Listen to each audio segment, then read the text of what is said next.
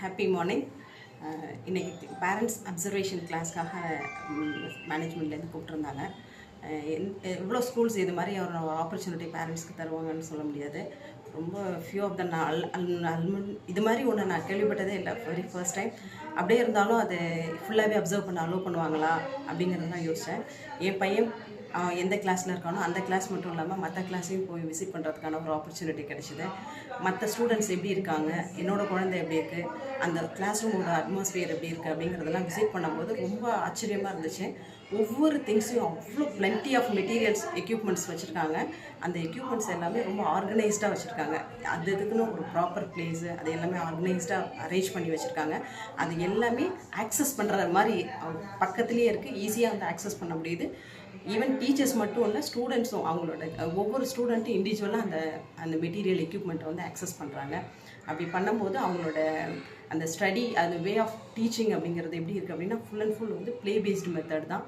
Play based method அப்படிங்கிறத விட அவங்க வந்து அவங்களோட டீச்சர்ஸ் வந்து ரொம்ப இன்ட்ராக்டிவாக ஸ்டூடெண்ட்ஸோட அவங்களோட இன்ட்ராக்ஷன் வந்து ரொம்ப சூப்பராக இருக்குது. அதனால் அவங்களுக்கு அந்த லேர்னிங் ப்ராசஸ் அப்படிங்கிறதே வந்து ரொம்ப ஹாப்பியாக இருக்குது. அந்த ஹாப்பி ஸ்கூலிங் அப்படிங்கிற அந்த கான்செப்டை வந்து 100% அவங்க வந்து அப்ளை பண்ணுறாங்க. ஜஸ்ட் அது வந்து ஒரு லோகோவை மட்டும் வச்சுக்காமல் அது வந்து ரெகுலர் பேசிஸில் அதை கொண்டு வராங்க. ஈவன் ப்ரேயர்ஸ்லேருந்து ஸ்டார்ட் பண்ணி அந்த மார்னிங் ப்ரேயரே வந்து ஒரு கிரியா, பிராணாயாமா அதெல்லாம் கொடுத்து ஸ்டூடெண்ட்ஸை வந்து இந்த ஸ்ட்ரெஸ் ஃப்ரீயாக கொண்டு வந்து அதுக்கு பிறகு வந்து அவங்க கிளாஸ் ரூமில் அலோவ் பண்ணுறாங்க. அந்த மாதிரி பண்ணும்போது என்ன ஆகுதுன்னா, அந்த ஸ்டூடெண்ட்ஸ் வந்து ஃபிசிக்கலி மென்டலி எல்லாமே ஃபுல்லாக ப்ரிப்பேர்டாகி உள்ளே வராங்க. அவங்க வந்து அது லேர்னிங்கிற ப்ராசஸ்க்கு ரொம்ப ஹாப்பியாக உள்ளே வராங்க. நிறைய ஃபங்க்ஷன்ஸ், நிறைய செலிப்ரேஷன்ஸ். ஆனால் இவ்வளோ செலிப்ரேஷன்ஸ் எப்படி அவங்களால வந்து இவ்வளோ சிலபஸையும் கம்ப்ளீட் பண்ணிவிட்டு அந்த செலிப்ரேஷன்ஸை எப்படி பண்ண முடியுது அப்படின்னு வந்து ரொம்ப ஆச்சரியமாக இருக்குது. எல்லா செலிப்ரேஷன்ஸுமே பெஸ்ட்டாக இருக்குது. ஈவன் ஸ்போர்ட்ஸ் ஆக்டிவிட்டீஸ், குழந்தைங்களை எவ்வளோ வந்து எல்லாத்துலேயும் இம்ப்ரூவ் பண்ண முடியுமோ அதே மாதிரி எக்ஸ்ட்ரா கரிக்குலர் ஆக்டிவிட்டீஸ், அந்த எக்ஸ்ட்ரா கரிக்குலர் ஆக்டிவிட்டீஸ் கூட அவங்க அதுக்கான எக்யூப்மெண்ட்ஸ் எல்லாத்தையுமே பேரண்ட்ஸை கம்பல் பண்ணி வாங்க சொல்லலை, எல்லாமே அவங்களே வந்து கொடுத்துட்றாங்க. ஸ்கூல் ஃபீஸ்லேயே எல்லாம் இன்க்ளூடட், எல்லாமே அதிலே வந்துடுது.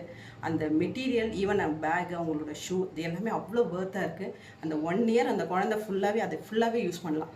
அதில் எந்த டேமேஜும் வராது. அந்த குவாலிட்டியிலேருந்து காம்ப்ரமைஸே கிடையாது. ஈவன் எந்த ஒரு மெட்டீரியல் ஆகட்டும், அவங்களோட ஸ்டடீஸ் ஆகட்டும், அந்த குழந்தையோட ஃப்யூச்சர்ஸ், அவங்க இந்த டிசிப்ளினான ஒரு லைஃப் ஸ்டைல் அவங்களுக்கு கொடுக்கணுங்கிறதுக்கு எந்த இடத்துலையுமே காம்ப்ரமைஸே ஆகாமல் 100% ஒரு குவாலிட்டியான எஜுகேஷனை வந்து கொடுக்குறாங்க. நம்ம பேரண்ட்டாக வந்து நம்ம அவங்களுக்கு ஒரு 10% சப்போர்ட் பண்ணாலே போதும். 90% வந்து நம்ம குழந்தைய வந்து அவங்க வந்து புல் பண்ணி அவங்க வந்து பெஸ்ட்டான ஒரு அவங்களுக்கு ஃபியூச்சர் வந்து அவங்களுக்கு கொடுத்துருவாங்க. மேனேஜ்மெண்ட்டுக்கு ரொம்ப நன்றி. இந்த மாதிரியான ஆப்பர்ச்சுனிட்டி, இந்த மாதிரியான அட்மாஸ்பியர், இந்த மாதிரி என்விரான்மெண்ட்டில் என்னோடய குழந்தைய நான் சேர்த்ததுக்கு நான் ப்ரௌடாக ஃபீல் பண்ணுறேன். இது வந்து எல்லா குழந்தைகளுக்கும் கிடைக்கணும். எல்லாருக்கும் கிடைச்சாதான் நம்மளோட நெக்ஸ்ட் ஜென்ரேஷன் அப்படிங்கிறது ரொம்ப பவர்ஃபுல்லான ஒரு ஜென்ரேஷனாக வெளியில் வருவாங்க.